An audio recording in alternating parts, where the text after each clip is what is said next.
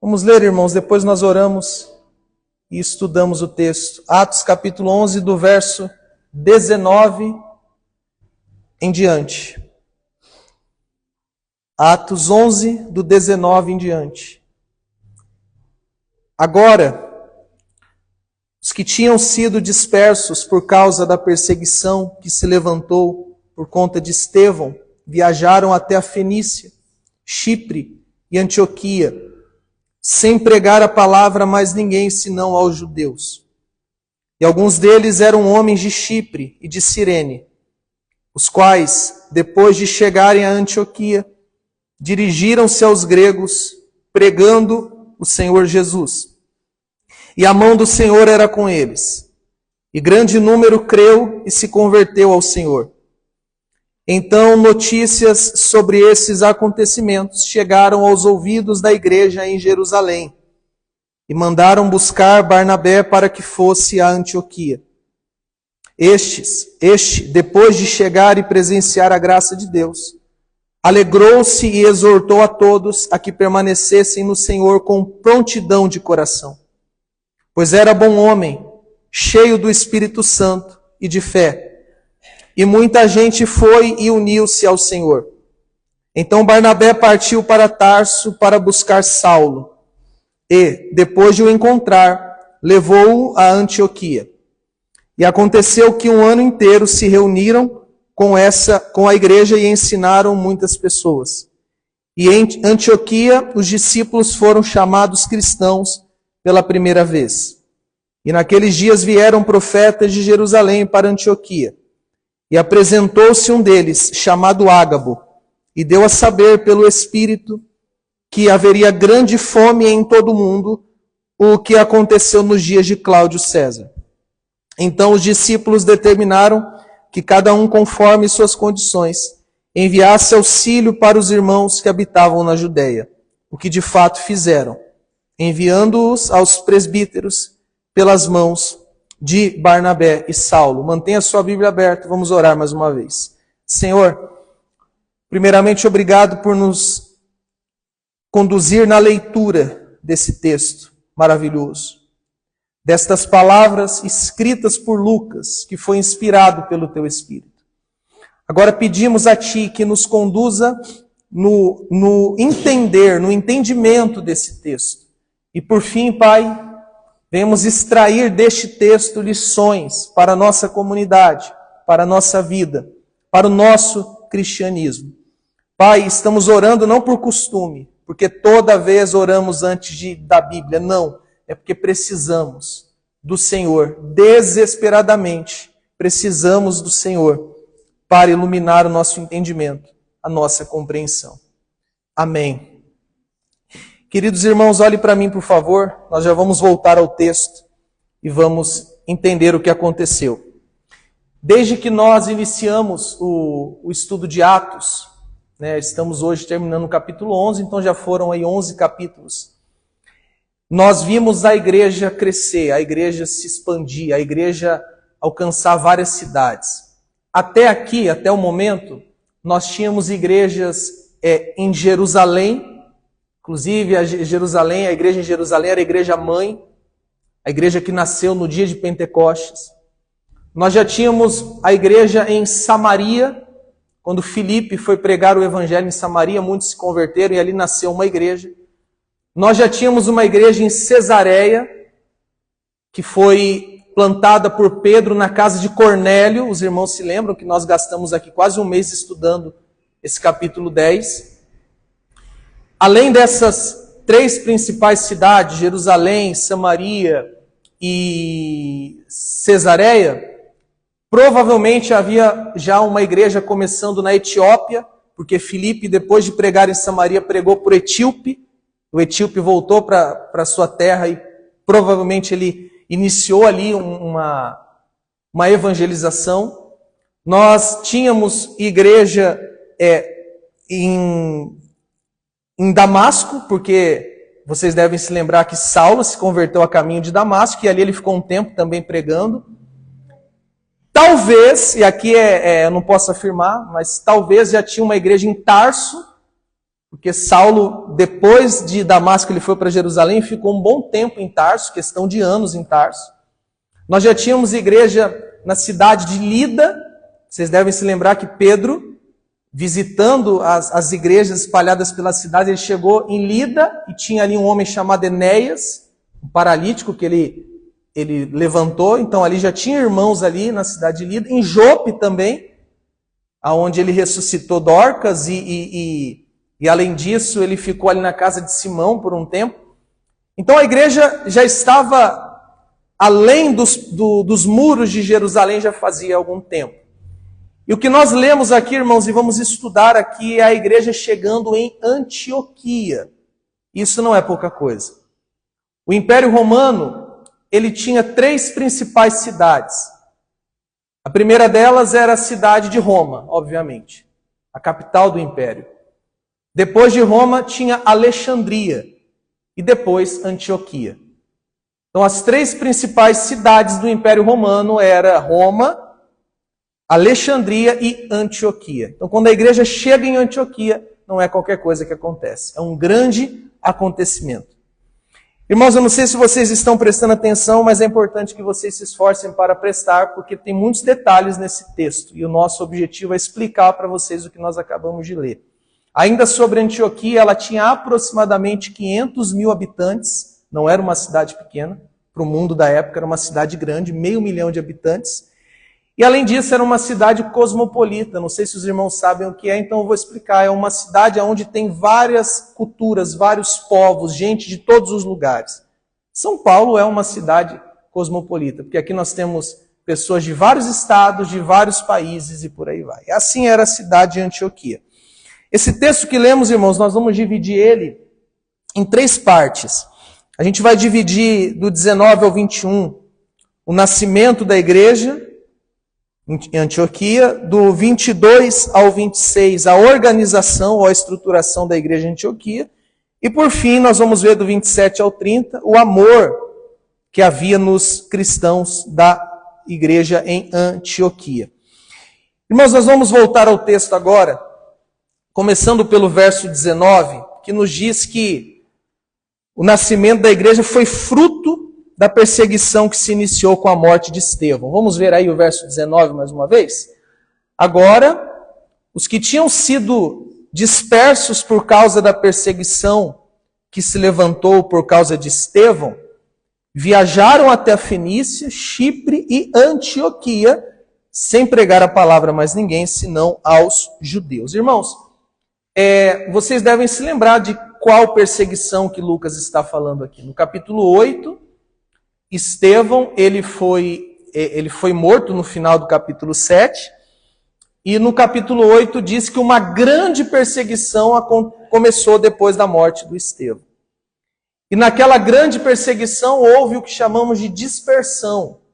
Os cristãos, com exceção dos apóstolos, fugiram de Jerusalém, levando consigo o evangelho. E eles foram a várias cidades, já citei aqui Samaria, Filipe pregou em Samaria, e eles, ao fugir da perseguição, levando o evangelho, eles foram passando pela Fenícia, por Chipre, até chegar em Antioquia. Aí eu preciso voltar a algo que eu falei no dia que a gente estudou a morte do Estevão, que Deus tinha um plano, que Deus tinha um propósito. E por mais que pareça insensível o que eu vou falar, eu preciso falar. O propósito de Deus está acima da nossa vida. Porque para o propósito de Deus se cumprir, a saber, o evangelho chegar a outras nações, um homem teve que ser morto. E este homem foi Estevão. Então, mais valioso do que a minha e a sua vida, isso pode ser difícil para os ouvidos daqueles que estão acostumados com a ideia de que o homem é o centro de tudo, mas o propósito de Deus é mais importante que a nossa vida. Então, na morte de Estevão, a grande perseguição fez o evangelho chegar, inclusive, a Antioquia, que é o assunto dessa manhã. E um outro ponto do que nós lemos aqui no verso 19, irmãos, é que conforme eles chegaram em Antioquia, eles pregaram apenas para os judeus. Vocês leram aí comigo? Eles não pregaram para outros povos. Lembra? Antioquia, uma cidade cosmopolita, vários povos. Mas eles não pregaram para outros povos. Ou eles não pregaram a princípio para os gentios, outros povos, gentios. Eles pregaram para os judeus. Então, no primeiro momento, a igreja em Antioquia nasce apenas com judeus convertidos a Cristo. Era uma igreja de judeus convertidos a Cristo, a princípio. Porque no verso 2, irmãos, nós vamos ver que o evangelho chegou aos gentios em Antioquia. Veja o verso 20 comigo. E alguns deles eram homens de Chipre e de Cirene, os quais, depois de chegarem a Antioquia, dirigiram-se aos gregos, pregando o Senhor Jesus. Veja aí, irmãos, que interessante. Então, o início imediato da igreja foi com os judeus convertidos a Cristo. Mas logo, tempo depois, gregos são evangelizados, gregos são alcançados pela palavra de Deus. Então a igreja em Antioquia agora já não tinha só judeus convertidos a Cristo, tinha gentios também.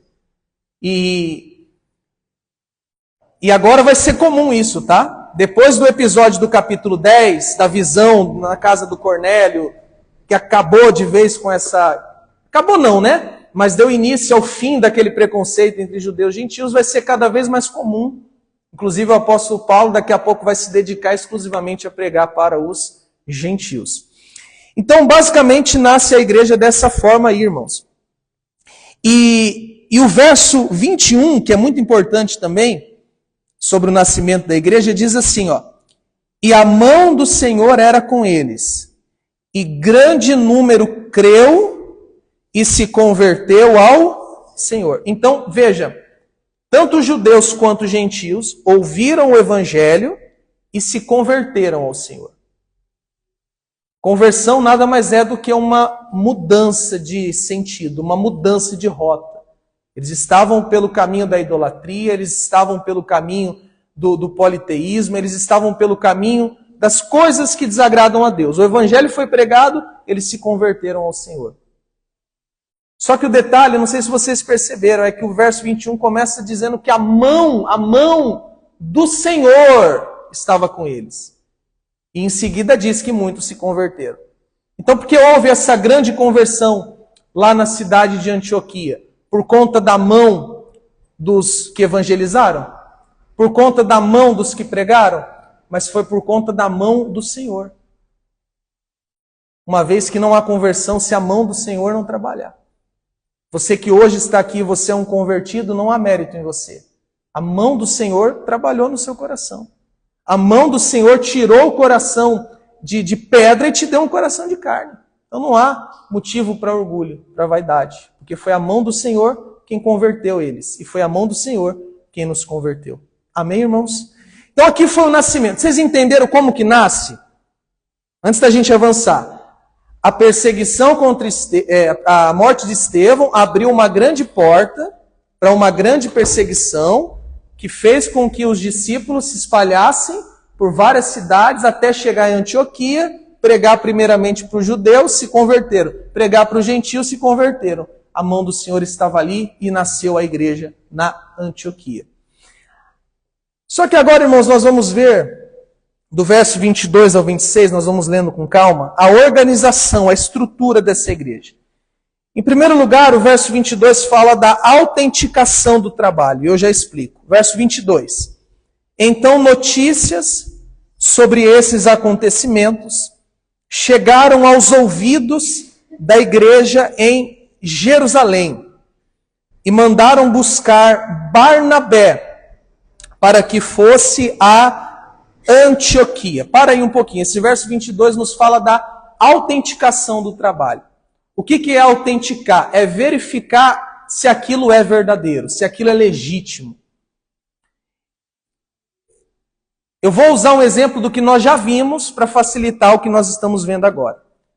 Vocês se lembram que quando Filipe pregou em Samaria e houve a conversão dos samaritanos, Pedro foi enviado até Samaria? Pedro e João? Forcem um pouquinho a cabeça de vocês. Filipe pregou, houve conversão, as notícias do que estava acontecendo em Samaria chegou a Jerusalém E a igreja em Jerusalém, a igreja mãe, como eu disse, enviou Pedro e João para autenticar o trabalho em Samaria. E essa autenticação foi selada com o derramamento do Espírito Santo. E o mesmo aconteceu aqui. As notícias do que estava acontecendo em Antioquia chegam em Jerusalém e os apóstolos, porque os apóstolos ficavam em Jerusalém, os 12, enviaram Barnabé até Antioquia para autenticar o trabalho, para ver se aquele trabalho era de fato uma obra do Espírito Santo. Por que isso era importante, irmãos? Porque a igreja estava nascendo. E a igreja é o corpo de Cristo. Então havia uma preocupação para ver se os convertidos eram de fato convertidos. Para ver se o que estava acontecendo era de fato um agir, um mover do Espírito Santo, ou se era apenas pessoas emocionadas dizendo que criam em Jesus. Então eles enviaram, como nós lemos, o Barnabé. Mas por que Barnabé? Por que não enviou outro? Nós temos alguns motivos, por mais que não esteja claro aqui. Em primeiro lugar, porque Barnabé era natural de Chipre. E quem evangelizou os gentios em Antioquia foram cristãos de Chipre. Então, os que evangelizaram os gentios em Antioquia eram conterrâneos de Barnabé. Então, eles poderiam se entender melhor. Em segundo lugar, porque Barnabé era um homem de confiança da igreja. O Barnabé, irmãos, é aquele que vendeu a propriedade que tinha, distribuiu entre eles. O Barnabé era aquele, vocês vão lembrar agora, quando Paulo, depois de se converter, ele volta para Jerusalém, os apóstolos estão todos desconfiados, achando que Paulo estava se infiltrando no meio deles. E aí quem aparece para interceder por Paulo? Barnabé. Barnabé fala, não, realmente aconteceu isso. Então ele era um homem de confiança. Ele era um homem que tinha um discernimento espiritual. Então por isso que ele foi enviado. Ele foi enviado para autenticar a legitimidade do trabalho que estava nascendo em Antioquia. Aí o verso 23, irmãos, nos mostra a reação do Barnabé quando chegou em Antioquia. Veja aí, ó. Verso 23. Este, Barnabé, depois de chegar e presenciar a graça de Deus, alegrou-se e exortou a todos que permanecessem no Senhor com prontidão. Então, Barnabé chega em Antioquia e ele tem 3 reações. A primeira delas é comprovar que ali estava a graça de Deus. Quando ele viu aquela igreja em Antioquia, na hora ele percebeu, é a graça de Deus. Não é fogo de palha, não é um movimento estranho, são cristãos realmente. Ele bateu o olho e viu, isso é obra da graça de Deus, tanto nos judeus quanto nos gentios em Antioquia. E depois que ele viu que era a graça de Deus, o texto diz que ele se alegrou. Por que ele se alegrou? Um motivo óbvio. Porque todo salvo se alegra com a salvação de outros. Não tem muito segredo para entender por que ele ficou feliz. Porque ele viu que outras pessoas estavam sendo salvas. Ainda que não tenha sido pelo ministério dele, mas ele se alegrou. E em terceiro lugar, além de se alegrar, ele exortou, a gente leu, ele exortou aquela igreja a permanecer firme no Senhor de todo o coração. Exortar, irmãos, é encorajar. Exortar é dar uma palavra de ânimo. E por que ele deu essa palavra de ânimo? É simples, porque todo o início da caminhada cristã é difícil. Se você reparar no início da sua fé, no início da sua caminhada cristã, você vai perceber que foi muito difícil. E que, inclusive, Deus usou pessoas para te exortar, para te animar, para te fortalecer, e o Barnabé foi lá. Inclusive, irmão, sabe o que significa o nome Barnabé? Filho da consolação, ou da exortação. E foi o que ele fez lá, ele exortou. Eu não sei o que ele disse, em termos detalhados, mas talvez, olha, eu sei que não é fácil o início da fé, mas continuem firmes. Eu sei que as tentações virão, mas continuem firmes. Eu sei que as perseguições virão, mas continuem firmes. E esta palavra, irmãos, era mais importante naquele dia do que hoje. Porque ser cristão naquela época não é o mesmo que ser cristão hoje. Principalmente num país como o nosso, que temos a liberdade religiosa. Se você for ali na rua agora e dizer assim, eu creio em Jesus Cristo, o que vai acontecer com você? Quantos tiros você vai levar? Quantas tijoladas na cabeça você vai levar? O máximo é alguém vai rir de você. Ah, pastor, dura perseguição, os outros vão zombar de mim. Não, você não está entendendo. Se fosse na época que a gente está lendo aqui, primeiro século, se você saísse na rua, eu sou cristão, pronto. Você ia ter um lugar do lado de Estevão, no túmulo. O povo hoje sai com camisa assim, né? Jesus, a fé e tal, com frases. Imagina os cristãos aqui em Antioquia usando uma camisa dessa. A perseguição era muito grande, por isso que foi necessário Barnabé, além de autenticar o trabalho, dar uma palavra de consolo para aquela igreja. Com certeza passaria por grande dificuldade. Só que, irmãos, por que Barnabé reagiu desse jeito? Veja o verso 24. Tem uma razão para as reações dele. Verso 24. Pois, quer dizer, por que ele reagiu daquela forma que a gente viu? Pois era bom homem, cheio do Espírito Santo e de fé. Eu poderia dizer, irmãos, que ele era cheio do Espírito Santo, por isso era bom e tinha fé. Porque tanto a bondade quanto a fé são frutos do Espírito Santo. Então ele identificou, ele conseguiu autenticar aquele trabalho com discernimento espiritual, porque ele era cheio do Espírito Santo. Ele conseguiu se alegrar com aquelas pessoas porque havia bondade no coração dele. E ele conseguiu encorajar porque havia fé no coração dele. Um homem cheio do Espírito Santo. E ainda no final do verso 24, olha que lindo isso, ó. Depois da palavra fé. Eu falei para você ver aí, eu me perdi aqui, peraí. Voltei. E muita gente foi e uniu-se ao... Olha que beleza. A igreja já tinha nascido, tanto os judeus quanto os gentios já haviam se convertido, e depois que o Barnabé chega, o número de convertidos aumenta. O número de salvos aumenta. Não tem como negar que isso era uma obra do Espírito Santo.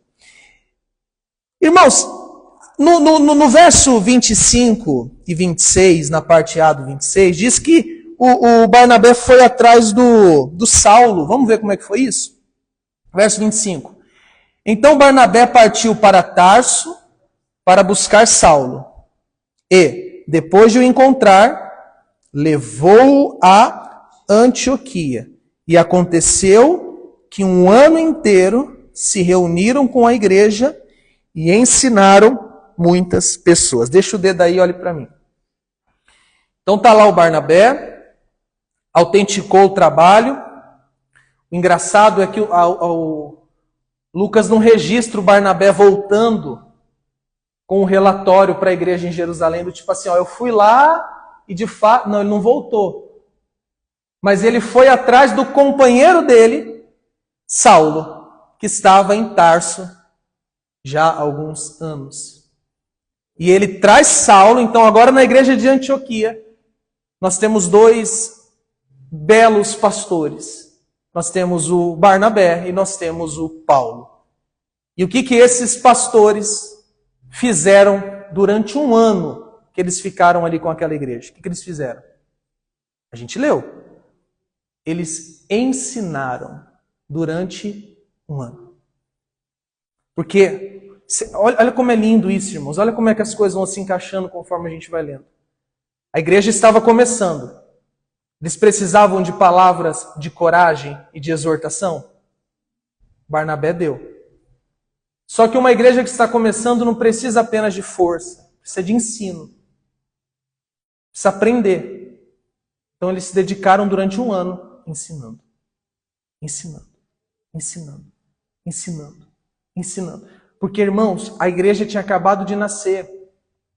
E se a gente fizer uma analogia com o nascimento de uma criança, a gente sabe que nasceu, está vivo, veio ao mundo, mas não é suficiente. Ela precisa aprender.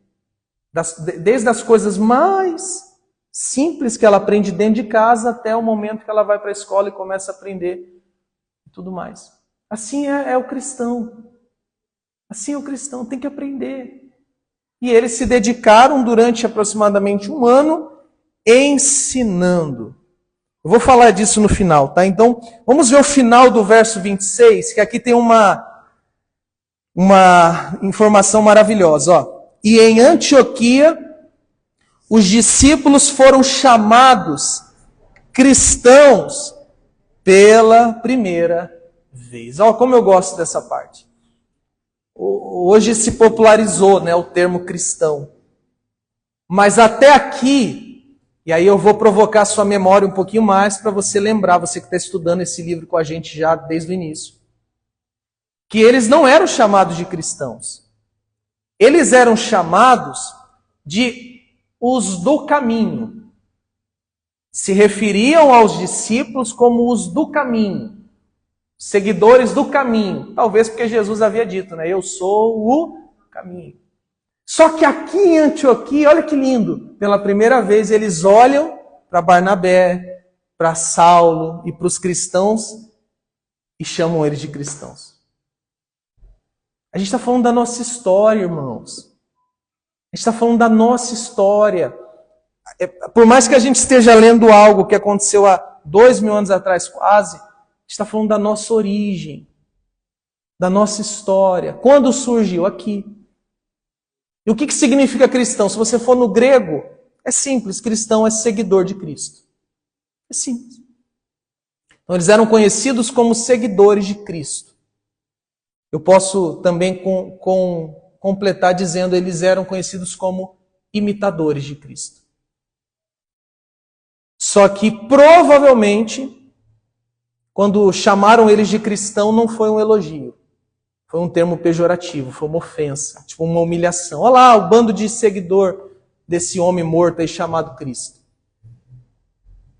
Então eles foram conhecidos, a partir de então, como cristãos, seguidores, imitadores de Cristo. Muito bem, irmãos. Encerramos aí essa parte. Agora faltam do 27 ao 30. A gente vai ver agora o amor que havia na igreja em Antioquia. O verso 27 e 28 fala de uma profecia de Ágabo. Vamos ler o verso 27 e 28? E naqueles dias vieram profetas de Jerusalém para Antioquia. E apresentou-se um deles, chamado Ágabo, e deu a saber, pelo Espírito, que haveria grande fome em todo o mundo, o que aconteceu nos dias de Cláudio César. Para um pouquinho, irmãos. Eu quero, antes de explicar para vocês o que lemos, fazer uma observação. Eu não vou me aprofundar aqui nessa manhã na questão do profeta no Novo Testamento. Porque eu precisaria de um longo tempo para explicar por que no livro de Atos a gente vê profetas revelando coisas do futuro, o que não é comum no Novo Testamento. Então eu não vou me ater a essa questão do porquê ele era profeta. Mas o fato é que ele era um profeta e ele, Ágabo, profetizou que haveria grande fome em todo o mundo daquela época. E de fato ele acertou, porque Lucas registra que de fato houve uma grande fome na Judéia, na época do imperador Cláudio César. Isso por volta do ano 45. De qualquer forma, irmãos, eu vejo essa profecia do Ágabo como Deus preparando a sua igreja em Antioquia e também em todas as outras cidades para um período muito difícil que viria. Vocês lembram de José no Egito? O faraó teve um sonho. E um sonho inusitado, né? Tinham 7 vacas gordas, não pode chamar gordo, né? Hoje em dia diz que é preconceito. Eram vacas gordas, o texto diz. E as outras? Magras. Aí ficou atormentado o faraó, alguém, o que é isso? O que está acontecendo comigo? Aí o copeiro diz, não, eu conheci um homem lá que tem um dom, e revela as coisas. Chama ele, quem é? José. Chega José, Deus mandou dizer que as 7 vacas gordas são 7 anos de muita fartura no Egito. Que Deus enviou. Presta atenção. José falou, Deus vai enviar 7 anos de muita fartura. Tá bom, José, maravilha. Mas tem a parte B do sonho. E as vacas magras? Então, aí já complica um pouco, porque vão ser 7 anos de muita fome no Egito. E o texto diz que Deus estava enviando aquela fome sobre o Egito. Presta atenção nos detalhes. Lá, tratando do Egito, quem é que estava enviando 7 anos de bonança, de fartura? Quem estava enviando? E quem enviaria 7 anos de dificuldades? Deus. Eu vou comentar sobre isso no final. E aqui foi algo parecido. Era o profeta dizendo, vai vir um tempo de grande dificuldade. E esta fome que veio sobre o mundo da época atingiu principalmente a região da Judéia, aonde ficava a igreja mãe. A igreja em Jerusalém. E aqui você vai ver o grande amor que havia na igreja em Antioquia. Porque no verso, irmãos, 29 e 30, nós encontramos algo maravilhoso. Veja o verso 29. Então os discípulos determinaram que cada um, conforme suas condições, enviasse auxílio para os irmãos que habitavam na Judéia. O que de fato fizeram, enviando-os aos presbíteros pelas mãos de Barnabé e Saulo. Irmãos, ouçam com o coração e a mente aberta. Deus enviou Ágabo, que profetizou que viria uma grande fome, de fato veio, por volta do ano 45.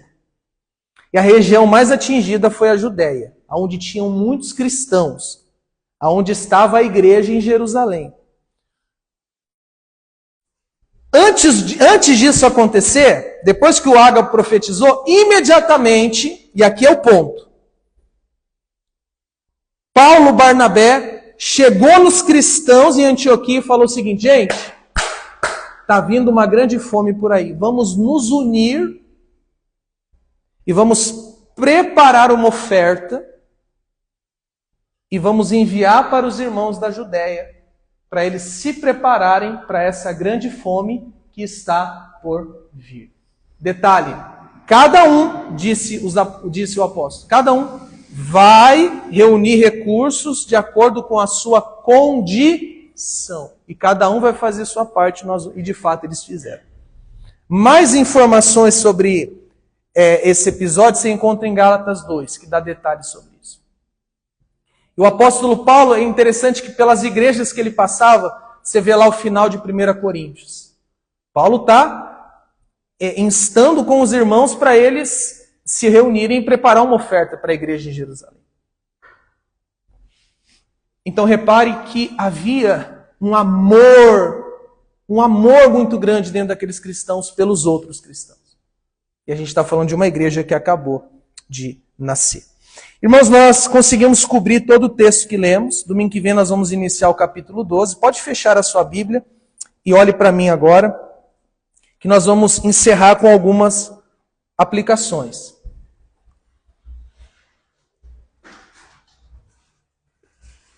Aqui nós temos um momento muito importante, que é o momento da aplicação. Porque eu não sei se você percebeu ou tem percebido o que a gente faz todo domingo. A gente vai lá para o 1º século para entender o que estava acontecendo, depois a gente volta para o século 21 para extrair lições para a nossa fé.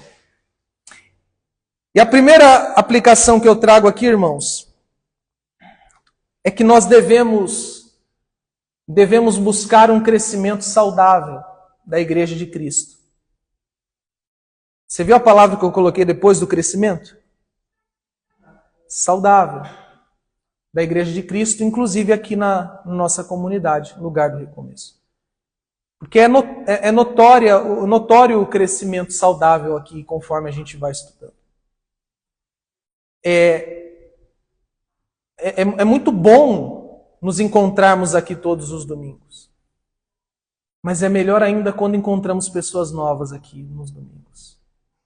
Porque isso é uma oportunidade para a gente pregar a elas o verdadeiro Evangelho. Domingo passado eu não estudei Atos. Vocês repararam que eu fiz a exposição de Efésios 2, do 1 ao 10. Por qual razão? Porque nós tínhamos 3 pessoas novas aqui. E essas 3 pessoas novas precisaram ouvir o que vocês já têm ouvido, que é sobre a morte de Cristo para salvá-las dos seus pecados. Por isso nós interrompemos Atos e entramos com a mensagem do Evangelho puro e simples.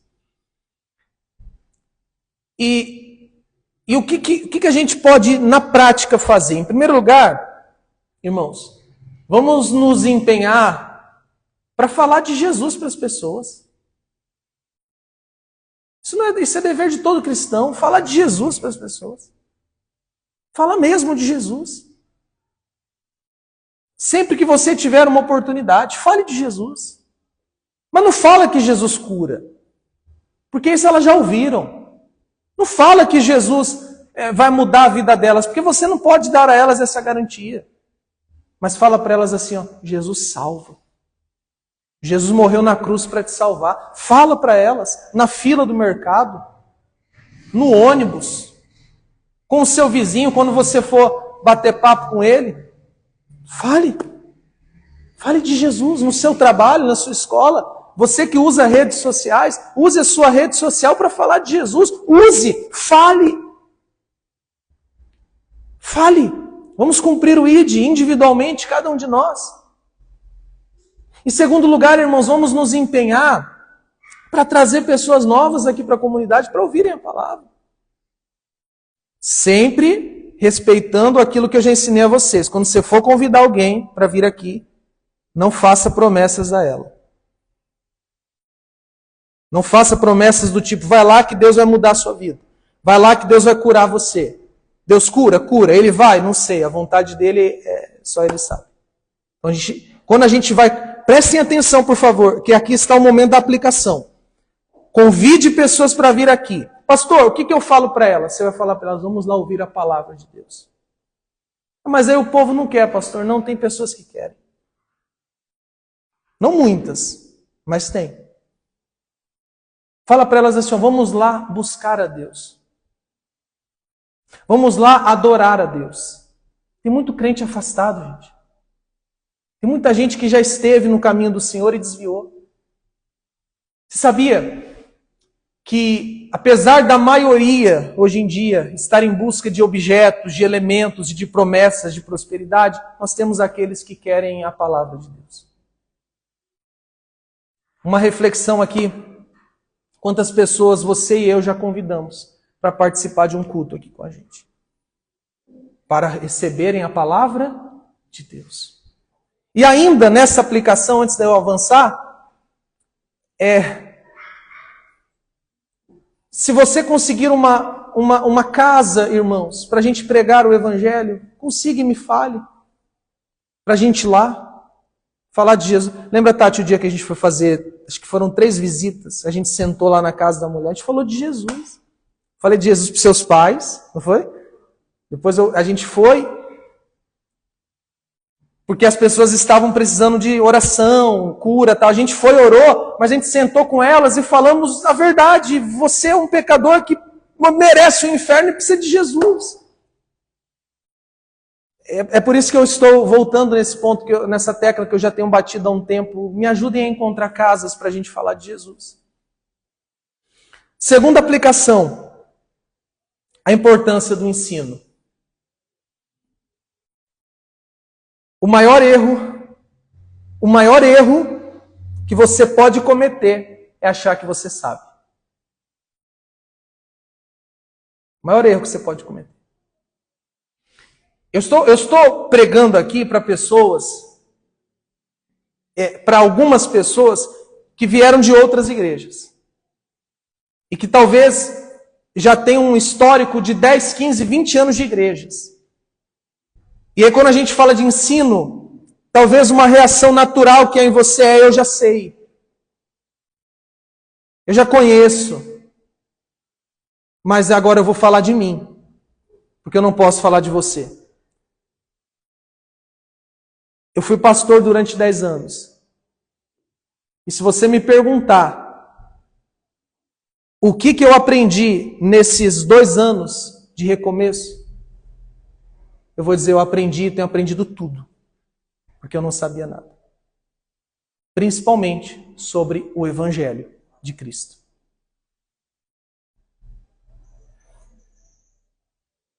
Então dê valor ao ensino.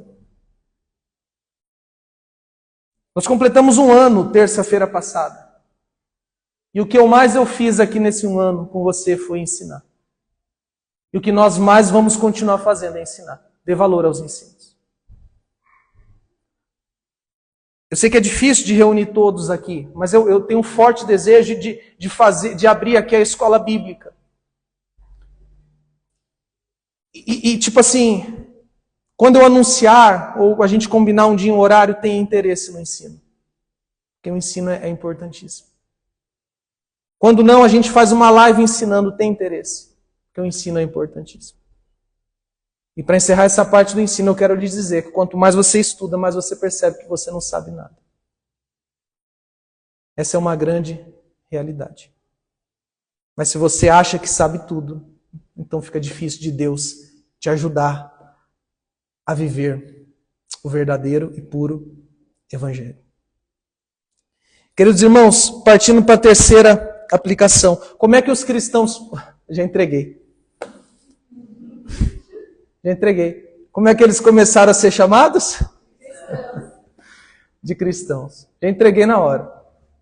Cristão é seguidor ou imitador de Cristo. Nós, irmãos, temos que ser conhecidos como cristãos, mas não no sentido popular da palavra. Não usando a palavra como ela é usada no IBGE. Quantos cristãos existem no Brasil? Não. Não cristão no sentido nominal, de uma bandeira religiosa, mas cristão no sentido de quem olhar para você e para mim, reconheça que nós somos de Cristo. Porque nós andamos conforme Cristo andou, nós amamos conforme Cristo amou, nós perdoamos conforme Cristo perdoou, nós temos compaixão conforme Cristo teve. O nosso desejo, irmãos, tem que ser nos tornarmos cada vez mais parecidos com Cristo. Paulo diz que Jesus Cristo é a imagem do Deus invisível. Jesus Cristo disse a Tomé, me esqueci aqui agora, quem vê a mim, vê o Pai. O autor de Hebreus vai dizer que Cristo é a expressão exata do seu ser. Você quer saber quem é Deus? Olhe para Cristo. Deus nos criou para ser a sua imagem e semelhança. Como ser a imagem de Deus? Imitando aquele que é a imagem de Deus. E quem é a imagem de Deus? Cristo.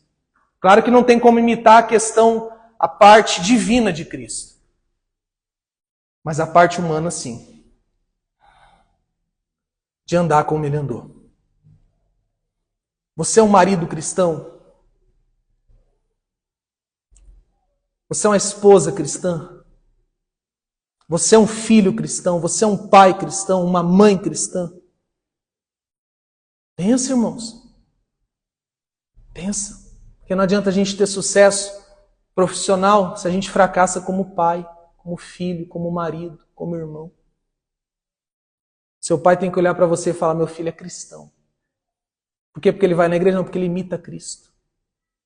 Eu sou casada com um cristão. Por quê? Porque ele vai na igreja? Não, porque ele imita Cristo. Eu sou casado com uma cristã. Porque ela imita Cristo. O seu propósito, o meu propósito de vida tem que ser nos tornar cada vez mais parecidos com Cristo. Isto é a definição de ser cristão.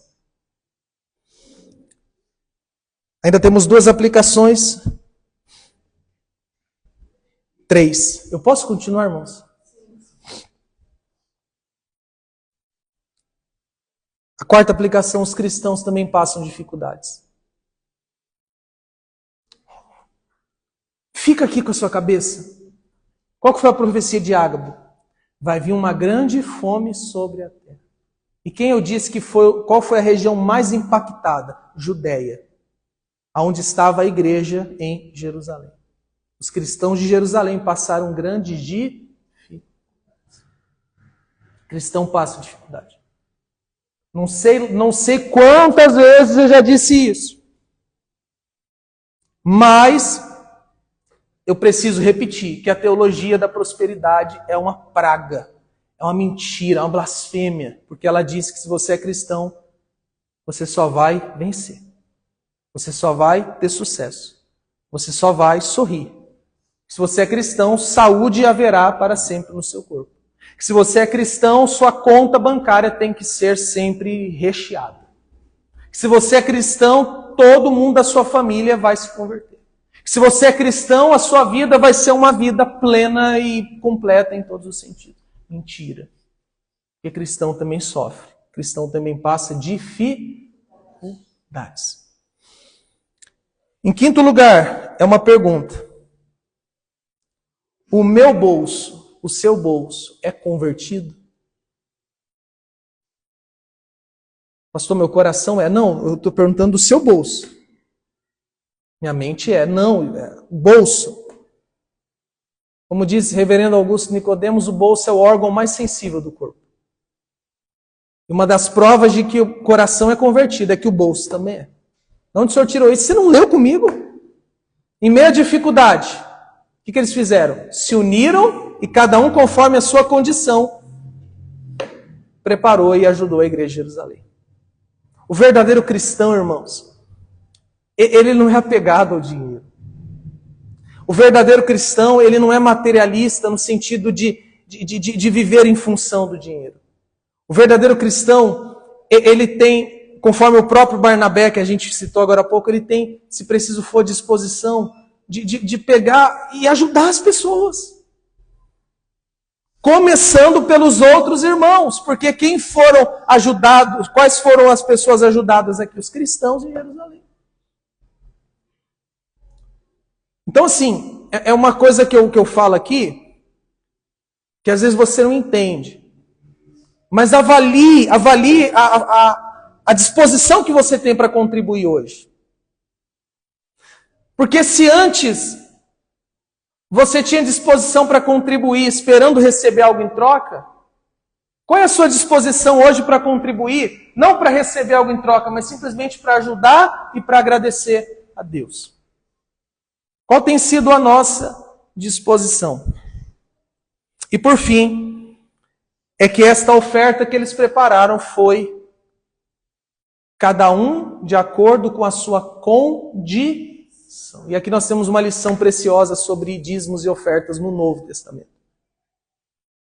O critério para se contribuir na Nova Aliança é de acordo com a sua condição. Qual que era o padrão? Antigo Testamento. 10%. Qual que é o padrão? Nova Aliança. Cada um de acordo com a sua condição. Sabe o que significa isso? Que quem tem mais tem que dar mais. E quem tem menos, dá menos. E quem não tem nada, recebe a ajuda de quem tem. Assim é a lógica da contribuição na Nova Aliança. Muito bem, irmãos. Vamos ficar de pé. Eu creio que nós conseguimos tirar grandes lições desse pequeno texto nessa manhã. Eu quero orar agradecendo a Deus pela oportunidade de estudarmos a sua palavra. Senhor, o meu desejo neste momento